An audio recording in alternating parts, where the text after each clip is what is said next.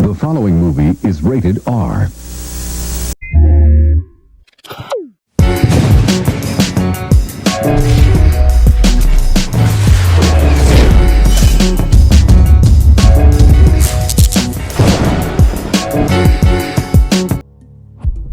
What's going on, y'all, and welcome back to the channel. I hope everybody is feeling phenomenal on this beautiful Thursday morning. So let's go ahead and slide on these topics. So the first thing I want to discuss is this situation with the singer David. So a week or so ago, I reported, and it was national news, that there was a body found in a Tesla that was registered to him, and it seemed to be a young female that only weighed 71 pounds. She has been identified as Celeste Rivas, and she was only 15 years old. And this is a very murky situation. Now, the singer David has been cooperative with police ever since this news broke, or whatever the case, but he was still touring up until the night before last, where he abruptly canceled his concert in Seattle once this young lady was identified. Now, the young lady's mother said that she had been missing for a year and that she was dating somebody by the name of David. And in fact, the two of them were so intertwined with one another that they ended up getting matching tattoos on the same hand, on the same finger, and it spelled out the word shh, like be quiet. But listen, this is still an illegal situation because David had to be 19 at the time when he started dating this girl, and she was only 15, right? And so he's 20 now, but it's just a very fishy situation. So what I want to do right now is just play you this clip, and then I'll be back. So you probably have heard by now that the body inside of David's Tesla has now been identified. He is a 20-year-old, very famous singer. I didn't know who he was, but I did hear a couple of songs and I was like, oh yeah, I recognize that. He's apparently very well known. He's on a big world tour, and his Tesla was left abandoned somewhere in LA, I guess, and somebody reported it because of the foul smell. It was towed, and then September 8th, they discovered a body in a plastic bag in his trunk that had been decomposing for a while. And we now know that it was this 15-year-old child named Celeste Rivas, and she had been reported missing April of 2024 when she was only 13 years old. And her mother said that she was seeing a guy named David. This David would have been 19, I guess, when she was 13. They have the same tattoo. It says like shh on the index finger. Apparently a lot of people have that same tattoo. So like, is that just a coincidence, or was she maybe a fan of his and got the, I don't know. But that's a coincidence. She was also found in his trunk, deceased and decomposed. So that's another weird thing. I'm not saying it was him, but like, I have a daughter the exact same age. It makes me sick to my stomach to think that this is how her life came to an end. I mean, whether it was him or somebody new, or, I mean, it was somebody did this to her. And I really hope that they get to the bottom of it. I really hope that they don't drop the ball. And I really hope that somebody gets found accountable for this child. Now, it's important to note that Celeste's cause of passing has been deferred, which means that they've concluded an initial autopsy, but they're just going to need more time to figure out what happened to her. So I can imagine that the medical examiner will be ordering a toxicology report and probably conducting other medical evaluations to determine her cause of passing. Now, I want to be clear, David hasn't been charged with anything. It's just a very sad situation. He's been dropped from certain sponsors and things like that. And I hope that this young lady gets justice at the end of the day. So we got to keep our eyes and ears open to see what comes of this. So let's move on, and I want to talk about the situation with Molly Qerim leaving First Take abruptly, according to Stephen A. Smith. Now, there's a lot of rumors out there. They're saying that her swift departure from the network after being there for 19 years and hosting First Take for 10 years could be over contract negotiations.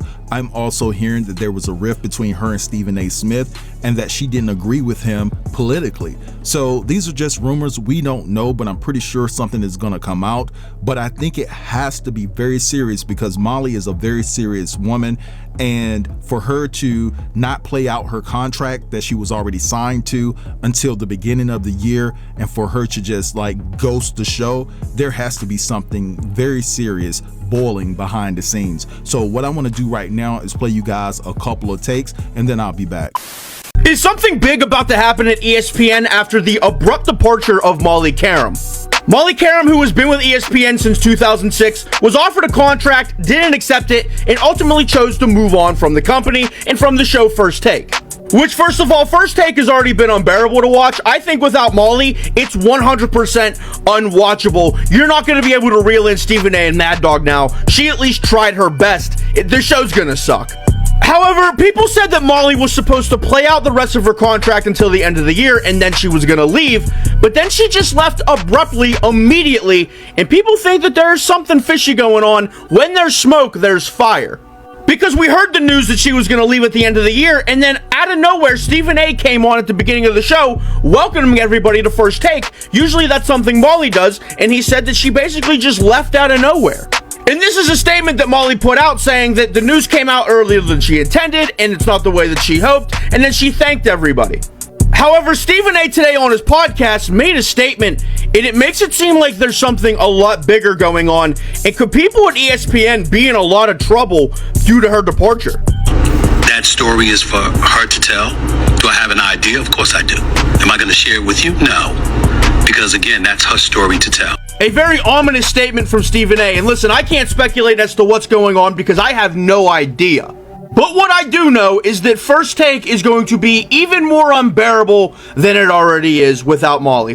And if I'm Fox, if I'm ESPN, hell, if I'm even Barstool Sports, I'm handing her a blank check.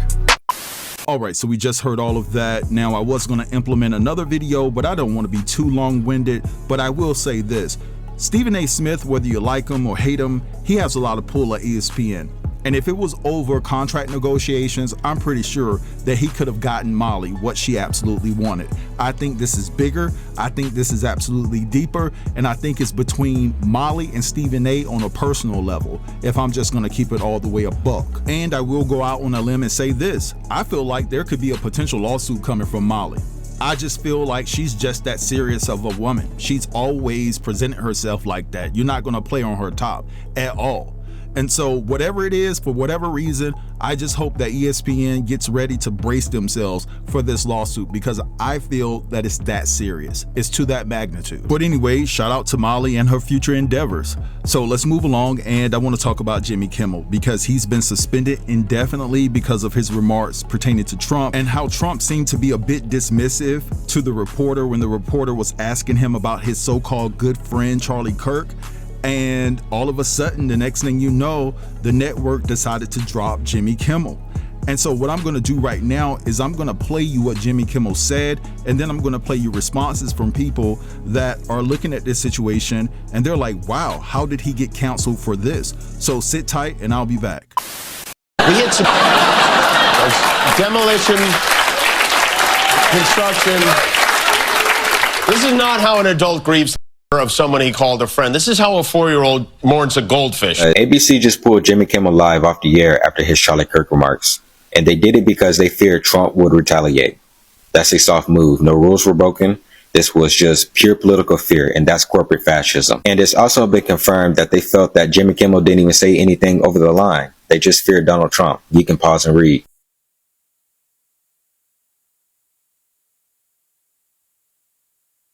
First Amendment means nothing if corporations fold under government bullying. And honestly, if you want me to be honest, it has always been shaky. The First Amendment has always been shaky because you can't even publicly share opinions about Israel or criticize Israel without risking punishment. And that's how authoritarian regimes grow.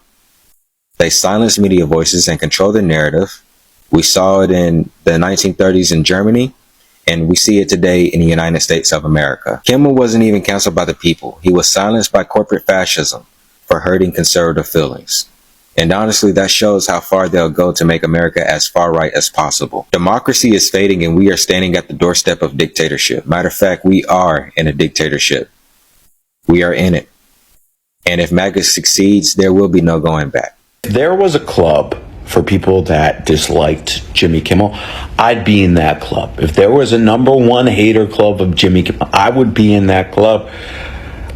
But I think it's a little bit silly what's going on here. And I don't think it's right. I'm not surprised at all about this. And that's because Donald Trump is motivated by revenge. Does that make it right? No. But it is reality. To fully understand this, we have to go back to the interview with the FCC chairman today on Benny Johnson's show. The FCC chairman is threatening immediate action against Jimmy Kimmel, ABC, and Disney for deliberately misleading the public by claiming Charlie Kirk's assassin was a MAGA conservative.